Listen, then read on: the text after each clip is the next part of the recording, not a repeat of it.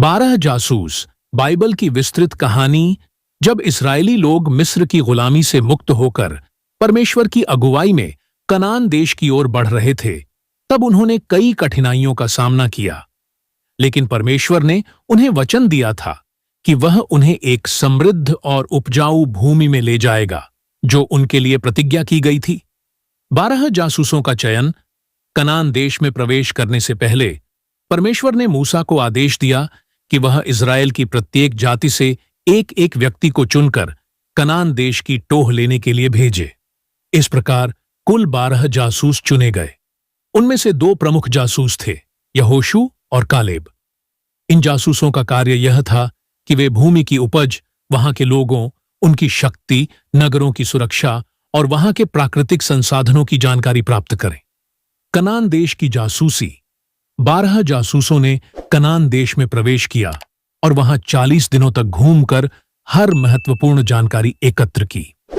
उन्होंने पाया कि कनान की भूमि बहुत ही उर्वर और समृद्ध थी। वहां बड़े बड़े अंगूर के गुच्छे थे, जिन्हें 2 लोगों को एक डंडे पर लाद कर उठाना पड़ा।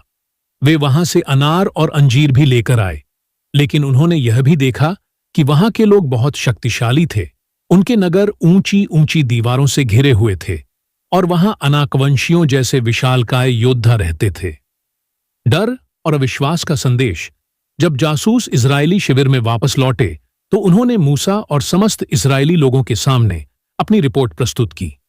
यहोशू और कालेब को छोड़कर शेष 10 जासूसों ने डर और निराशा का संदेश दिया। उन्होंने कहा, कनान की भूमि सच में बहुत उपजाऊ है, लेकिन वहां के लोग बहुत ही ताकतवर हैं। उनके नगर बहुत मजबूत और विशाल दीवारों से घिरे हुए हैं। हमने वहां पर अनाकवंशी, विशालकाय लोगों को भी देखा।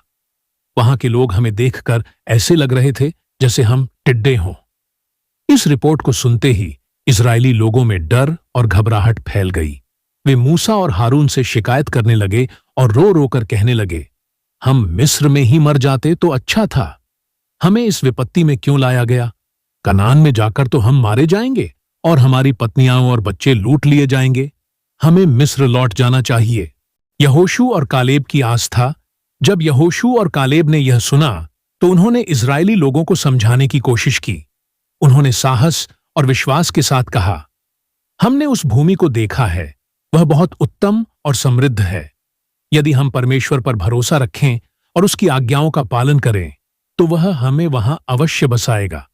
वहां के लोग चाहे जितने भी शक्तिशाली हों, परमेश्वर हमारे साथ है, इसलिए हमें डरने की कोई आवश्यकता नहीं है।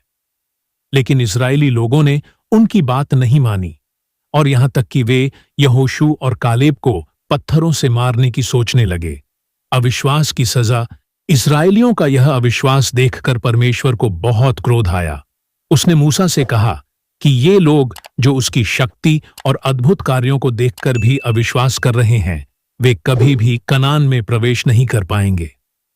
जो लोग मुझ पर विश्वास नहीं करते, वे इस प्रतिज्ञा की हुई भूमि को नहीं देख पाएंगे। केवल यहोशू और कालेब, जिन्होंने मुझ पर विश्वास किया, वे वहां प्रवेश करेंगे। बाकी सभी लोग जंगल में भटकते भटकते मर जाएंगे और उनके बच्चे ही कनान देश में प्रवेश करेंगे। इसके बाद परमेश्वर ने इजरायलियों को 40 वर्षों तक जंगल में भटकने की सजा दी। जब तक कि उस पीढ़ी के सभी अविश्वासी लोग समाप्त नहीं हो गए, तब तक वे कनान देश में प्रवेश नहीं कर सके। सिर्फ यहोशू और कालेब को ही वहां जाने का अधिकार मिला। परिणाम और शिक्षा। इस कहानी से हमें कई महत्वपूर्ण शिक्षाएं मिलती हैं। पहला, परमेश्वर पर विश्वास आवश्यक है। यहोशू और कालेब ने परमेश्वर पर विश्वास रखा, इसलिए उन्हें आशीर्वाद मिला। दूसरा, डर और अविश्वास हमें परमेश्वर के आशीर्वाद से वंचित कर सकता है। 10 जासूसों के डर ने पूरे इजरायली समुदाय को नुकसान पहुंचाया। तीसरा, परमेश्वर की आज्ञा का पालन करना चाहिए। इजरायली लोगों ने परमेश्वर की आज्ञा का उल्लंघन किया, इसीलिए वे 40 वर्षों तक जंगल में भटकते रहे। चौथा, धैर्य और दृढ़ता सफलता की कुंजी है। यहोशू और कालेब के विश्वास और धैर्य ने उन्हें विजयी बनाया। निष्कर्ष, 12 जासूसों की यह कहानी हमें सिखाती है कि हमें किसी भी कठिनाई से डरना नहीं चाहिए। यदि हम परमेश्वर पर विश्वास बनाए रखें और उसकी आज्ञाओं का पालन करें तो वह हमें हमारी मंजिल तक अवश्य पहुंचाएगा। डर और संदेह हमें पीछे हटने के लिए मजबूर कर सकते हैं, लेकिन विश्वास और साहस हमें जीत दिला सकते हैं।